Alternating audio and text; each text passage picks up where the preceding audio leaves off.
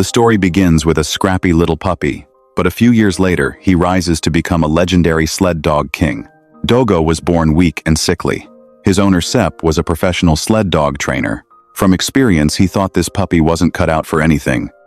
He believed the dog would only waste food. He considered giving Dogo away. He even thought about throwing him out. It was Sepp's wife Connie who pleaded again and again that they keep Dogo. Connie felt for the little life. She believed he deserved a chance. Unexpectedly, just half a month later, Dogo miraculously recovered. He became full of energy. He bounced around the yard. He made a mess of the house. Sepp was frustrated, but he was too lazy to intervene. The little guy grew bolder. He ran up to Sepp to provoke him. He even chewed up a precious leather belt. Sepp had had enough. He gave him to a nearby friend. But just a day later, the friend brought Dogo back with a grim face. He said the dog was too much to handle. Sepp locked Dogo in a sturdy cage. He stacked a circle of stones on top. He thought the dog would finally behave. But Dogo dug under the cage desperately. 6 holes were blocked by stones. On the 7th attempt, he finally got around them. He followed Sepp's scent out. He ran to the training field. He threw the entire sled team into chaos. Sepp fell into the icy river along with the sled. He climbed out in a mess. He saw Dogo wagging his tail innocently. Sepp completely lost his temper. He locked Dogo in the woodshed. He sealed the door with nails. But Dogo looked around. He jumped onto a table. He stepped on scattered objects. He climbed out through a small roof window. Connie watched from outside. She felt both helpless and amused. Dogo came out without a scratch. He chased after Sepp again. Sepp finally realized no cage could hold Dogo if he wanted to come back. Sepp sent Dogo to a family in town. The new owners liked him. But when Dogo saw Sepp leave, his eyes immediately dimmed. He frantically searched for a way out. Finally, he locked onto a large glass window. He stepped back. He sprinted forward. He smashed through the glass and escaped. Sepp was on his way back. He heard the familiar bark. He turned around. He saw Dogo running toward him with bloody paws. Sepp was deeply moved. He picked Dogo up onto the sled. He took him back home. Dogo walked straight to the front of the team. That spot belonged only to the strongest lead dog. Sepp decided to give him a chance. At first, he placed Dogo at the back. The adult dogs bared their teeth at him. Dogo showed no fear. He walked up and licked their faces. He quickly calmed them down. Sepp realized something. Dogo had not only determination, he also knew how to get along with the pack. After they set off, Dogo ran faster and faster. Sepp kept moving him forward. In the end, Connie saw the sled team approaching from afar. She was shocked. Dogo was leading the entire team. Sepp shouted with excitement. He is not just a sled dog, he is a natural leader. From that day on, Dogo became the soul of the team. Every year, in the town's sled race, he led the team to win the championship. He did it for 12 straight years. The peaceful days ended in the winter, when Dogo turned 12. A diphtheria outbreak swept through the town. Several children had already died. The life-saving serum was over 400 kilometers away. A once-in-a-century blizzard blocked every route. Planes could not fly. Cars could not move. The only hope was a sled dog team. Everyone placed their last hope on Sepp and his legendary dog king, Dogo. But Dogo was already 12. That was old age for a dog. This mission could cost him his life. Connie cried and tried to stop it. But Sepp knew the truth. Without Dogo's experience and leadership, no one could survive the storm. To save those children, he had to take his most trusted partner. Sepp chose an extremely dangerous shortcut. He would cross a mountain. On the way down, they were moving too fast. The wind made it impossible to see.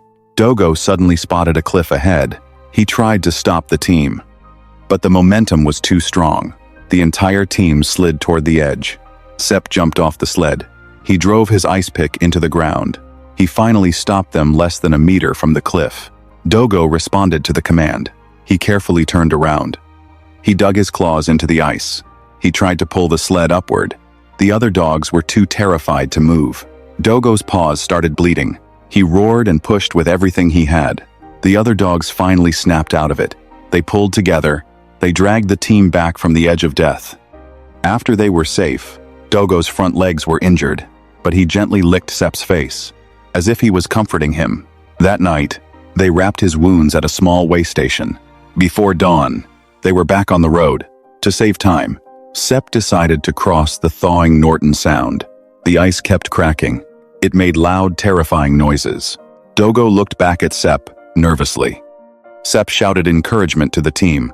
The dogs slowly regained confidence. Under Dogo's lead, they ran with everything they had. At the same time, people outside learned about Sepp's journey. The mayor sent out 14 relay teams, but communication was too slow. Sepp knew nothing about it. He was so exhausted he could barely keep his eyes open. He relied completely on Dogo to find the way. By pure coincidence, they passed the first relay team. The storm was too loud. Sepp did not hear them calling, but Dogo stopped. He barked loudly. The relay team followed the sound. They finally found them. Sepp got the serum. At the way station, someone suggested leaving Dogo behind. They wanted to replace him with a younger dog. Sepp exploded with anger. He said Dogo was his lead dog. No one was allowed to touch him. After a short rest, Sepp set out again. He crossed Norton Sound once more. The ice was even thinner on the return. Cracks spread everywhere. Suddenly, they were blocked by open water. The compass had also failed. Sepp had no choice. He had to trust Dogo's instincts. Dogo made a decision. He ran to the right. That side had thinner ice. Sepp trusted him completely. He shouted and pushed forward, but the ice beneath them shattered. The entire team was stranded on a floating ice sheet. Dogo fought with everything he had.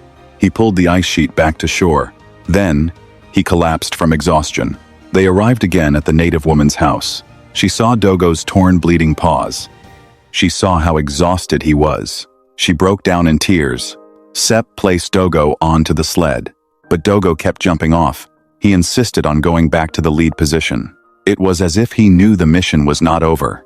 Even if it meant death, he would die leading the charge. Sepp agreed with tears in his eyes.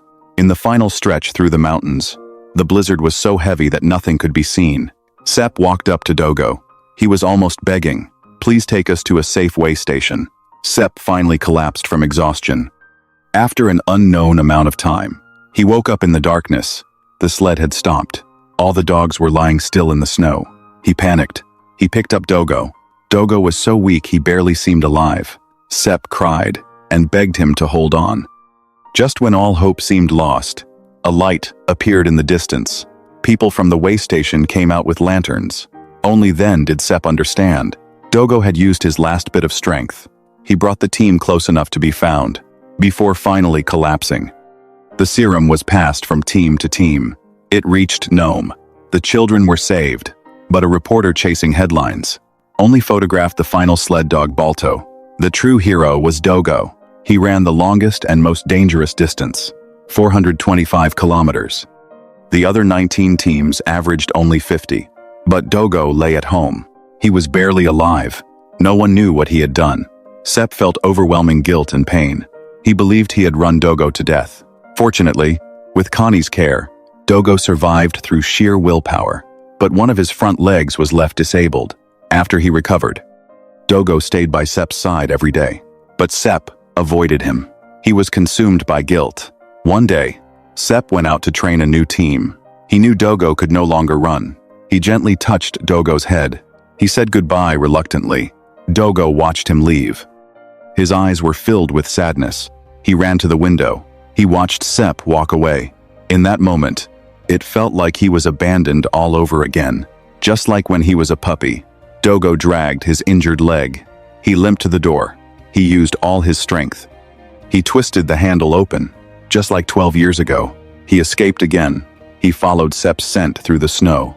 As he kept running, he seemed to forget the pain. Even his injured leg found its rhythm again. Sepp heard the familiar bark. He turned around. That familiar figure was running toward him. The puppy from 12 years ago, covered in blood, crashing through glass just to get back to him. And the old injured dog in front of him, merged into one. Sepp broke down in tears. No matter how much time had passed, Dogo's love and loyalty had never changed.